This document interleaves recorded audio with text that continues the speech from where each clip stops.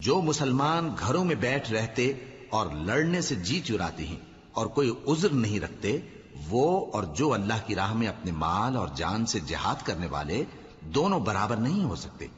مال اور جان سے جہاد کرنے والوں کو بیٹھ رہنے والوں پر اللہ نے درجے میں فضیلت بخشی ہے، اور بہترین انجام کا وعدہ اللہ نے سب سے کیا ہے، اور اجر عظیم کے لحاظ سے اللہ نے جہاد کرنے والوں کو بیٹھ رہنے والوں پر کہیں فضیلت بخشی ہے، یعنی اللہ کی طرف سے درجات میں اور بخشش میں اور رحمت میں، اور اللہ بڑا بخشنے والا ہے، بڑا مہربان ہے۔ جو مسلمان گھروں میں بیٹھ رہتے اور لڑنے سے جی چراتے ہیں اور کوئی عذر نہیں رکھتے،